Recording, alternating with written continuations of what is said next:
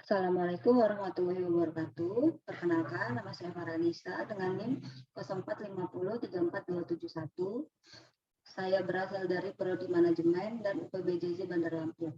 Di sini saya akan menjelaskan tentang pengaruh COVID-19 di sektor pendidikan. Pembahasan yang akan saya bahas di sini adalah penelitian COVID-19 dan gejala, teori COVID menurut beberapa para ahli, sejarah COVID, awal mula COVID-19 di Indonesia, model pendidikan di era pandemi, dampak negatif dan positif, upaya pencegahan penularan COVID-19. Pengertian coronavirus merupakan keluarga besar virus yang menyebabkan penyakit pada manusia dan hewan. Pada manusia biasanya menyebabkan penyakit infeksi saluran pernafasan mulai dari biasa hingga penyakit yang serius. Coronavirus jenis baru pada manusia luar biasa muncul di Wuhan, China pada Desember 2019, kemudian diberi nama coronavirus 2 dan menyebabkan penyakit coronavirus di selesai 2019. Gejala umum berupa demam 38 derajat Celcius, batuk kering, dan sesak napas. Jika ada orang yang dalam 14 hari sebelum muncul gejala tersebut pernah melakukan perjalanan ke negara terjangkit atau pernah merawat atau kontak erat dengan penderita COVID-19, maka terhadap orang tersebut akan dilakukan pemeriksaan lebih lanjut memastikan diagnosisnya.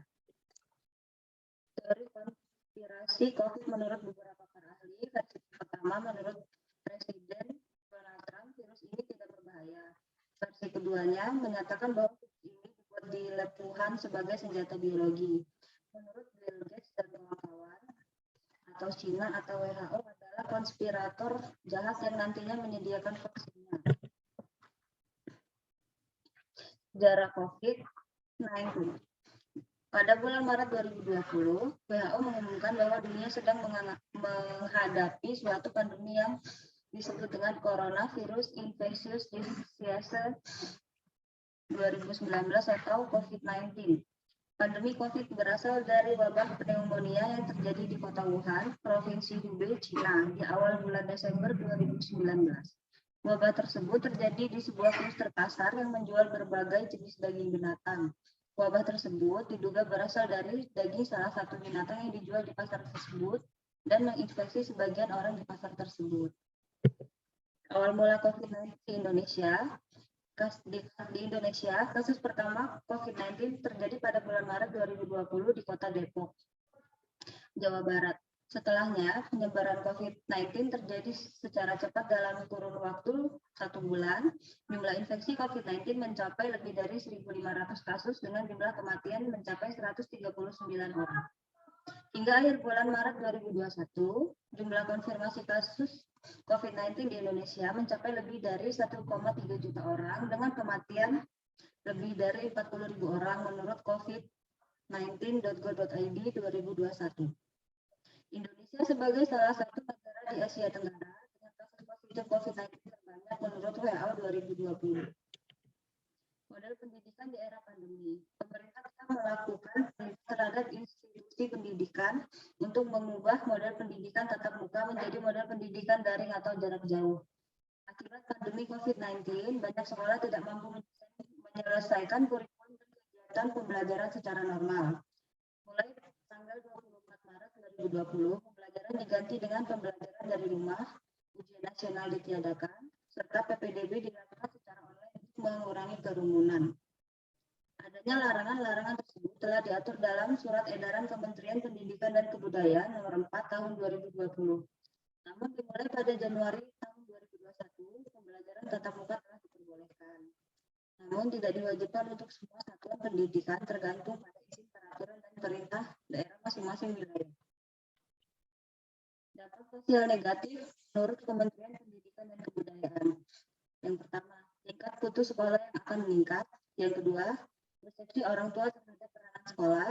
Yang ketiga, beberapa studi dan penelitian menunjukkan bahwa pencapaian akademik lebih baik pada saat proses pembelajaran tatap muka daripada pembelajaran jarak jauh. Yang keempat, adanya kesenjangan capaian belajar. Yang kelima, banyak anak yang mengalami kekerasan rumah tangga tanpa pengawasan oleh guru. Yang keenam, adanya resiko pernikahan dini, eksploitasi imunisasi anak, hamil di luar nikah, atau kehamilan remaja akibat tidak ada aktivitas sekolah. Dampak positifnya, pembelajaran daring juga membuat siswa atau mahasiswa merasa lebih bebas dan santai, dapat melakukan aktivitas lain saat mengikuti perkuliahan. Semua mahasiswa dapat mengaksesnya dengan mudah, artinya dapat dilakukan di mana saja, menyampaikan informasi lebih cepat, dan bisa menjangkau banyak siswa. Mahasiswa dapat mengakses materi perkuliahan dan mengirim tugas yang diberikan dosen tanpa harus bertemu secara fisik di kampus. Dan penularan COVID-19 yang menjaga kesehatan dan kebugaran agar stamina tubuh tetap prima dan sistem imunitas atau kekebalan tubuh meningkat. Yang kedua, mencuci tangan dengan benar, teratur menggunakan air dan sabun atau hand rub berbasis alkohol. Yang ketiga, ketika batuk dan bersin, tutup hidung dan mulut dengan tisu atau dengan bagian atas, bukan dengan telapak tangan. Yang keempat, hindari kontak mata dengan orang lain atau bepergian ke tempat umum. Yang kelima, hindari menyentuh mata, hidung, dan mulut, area segitiga wajah. Yang keenam, buang tisu dan masker yang sudah digunakan ke tempat sampah dengan benar, lalu cucilah tangan Anda. Yang ketujuh, menunda perjalanan ke daerah atau ke negara di mana virus ini ditemukan. Yang kedelapan, hindari bepergian keluar rumah saat Anda merasa kurang sehat, terutama jika Anda merasa demam, batuk, dan sulit bernapas. Silakan hubungi petugas kesehatan terdekat dan mintalah bantuan mereka. Demikian presentasi dari saya. Apabila ada kesalahan kata, saya mohon maaf. Saya akhiri. Wassalamualaikum warahmatullahi wabarakatuh.